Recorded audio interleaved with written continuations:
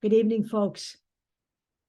This is Deb Della Piana, and we're going to call this one a weekly wake-up call, because the first order of business is me conveying to you the information that Jair Bolsonaro, who is the former dictator of Brazil, he was voted out, Lula won the election, who has been actually living here in Florida, perfect state for him, because there's another little despot down there, little meatball Ron DeSantis, who wants to be a despot and has created a fascist state. He's been living down there with a former mixed martial arts entertainer since the 30th of December. Okay, so now it appears that Jair Bolsonaro wants to stay here for 6 more months on a tourist visa. No kidding. He wants to clear his head before he decides his next step. So he got out of Brazil after losing just before the Brazilian stalwarts, who were Bolsonaro supporters, staged almost an identical insurrection in Brazil to the one that happened here on January 6, 2021. So I'd like to talk to you a little bit about that, because you live in the land of the free and the home of the fascists. And we now have 2 insurrectionists living here in the United States, both who helped to stoke the election fervor of a stolen election and a compromised voting system. And I'd like to point out to you some other points, okay? That Steve Bannon amped up all of this conversation in Brazil on his social media account starting in October, before the election even happened. Before the first round of votings, Steve Bannon said, quote, "The whole thing smells." That's what he said, okay? And then he further went to say in a different post, "Lula stole the election. Brazilians know this." So he's been stoking the fires in Brazil on behalf of Bolsonaro since October.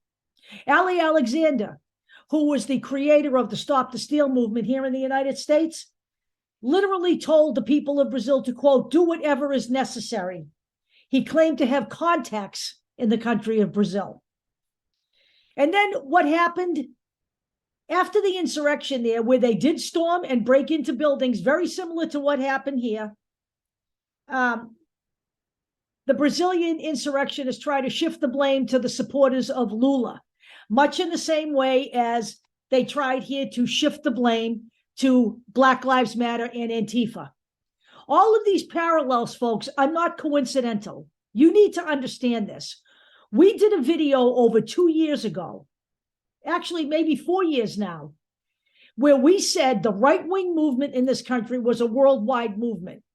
If you have never seen the movie, the documentary, The Brink, Steve Bannon invited a videographer and a journalist to follow him around worldwide while he worked on this. In fact, one of the people in the video is Giorgia Meloni, who is now the first fascist elected in Italy since Benito Mussolini. All of this is nothing new, okay? All of this is not just serendipity. It's not just happening because it kind of just is falling into place. It's happening because it's designed this way. And people better get a clue about this, because Steve Bannon is still out there talking shit, even though he's about to serve 4 months in jail for not honoring a subpoena. So what you should know is this: Donald Trump endorsed Jair Bolsonaro to be reelected in Brazil. What leader of a free nation, a democratic nation, actually publicly endorses a dictator like Bolsonaro? Only a man who's a dictator himself.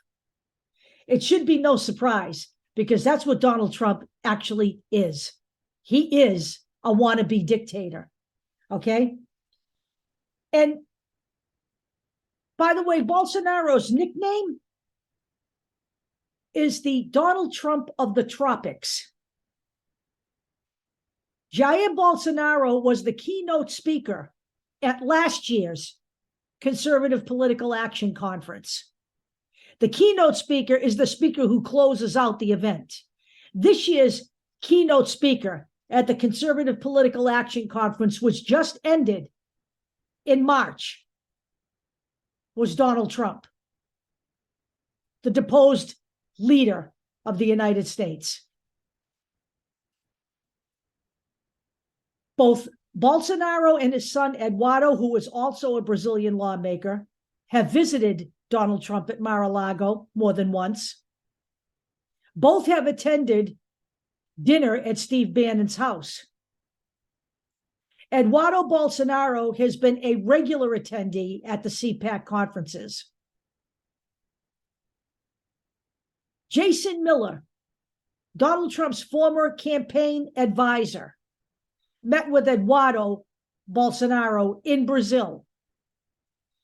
And on the eve of January 6, 2021, on the eve of the insurrection, Eduardo met with Ivanka Trump and Mike Lindell in Washington.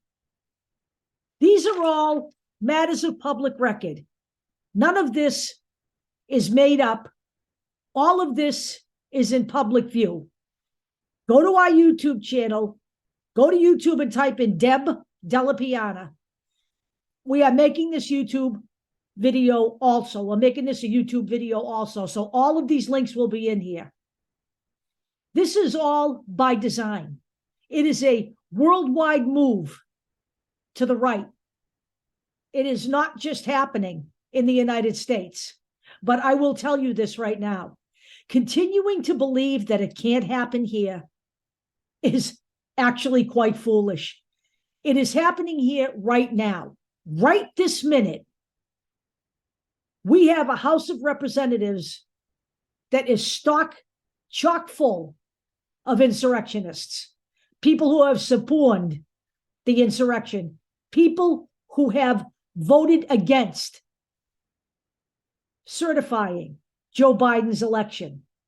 Jim Jordan, Marjorie Taylor Greene, Matt Gaetz, Lauren Boebert, Ronnie Jackson. You name them, they're all there. We went from 148 people in Congress that supported Donald Trump's claims of a fraudulent election to 170 at the midterms. We should never, ever, ever have let the House go to the Republican Party. I will continue to say it until my eyes bleed. 52% of Democratic voters voting in light of everything that has gone on here is an abomination in my mind. Get it right in 2024, or we are in serious trouble here. Should they take the House and the Senate? It's game, set, and match. You'll be rubber stamping elections for this despot for the next, I don't know how many years. Probably more years than I will be around.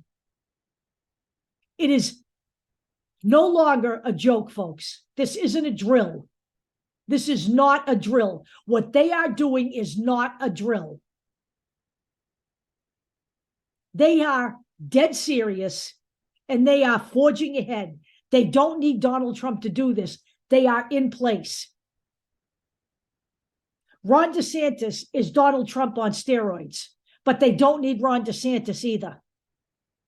Any Republican will do at this point. And that is why I'm saying the only way to preserve this democracy is to vote out as many Republicans as possible, because even those who may not be behind this insurrection are not speaking up. The Mitch McConnells, the rest of the old stalwarts, they're keeping their mouths shut. Every once in a while, they make a crack about George Santos, but they are certainly not pushing back on what's going on here. Because why? Because they want to keep their cushy little jobs too. It's time to wake up, folks. It is wake up time here. Am I saying the Democrats are perfect? I am not. I am not. But I'll tell you what, one party is doing this damage right now, and it is not the Democratic Party. It is not. I will talk to you all later.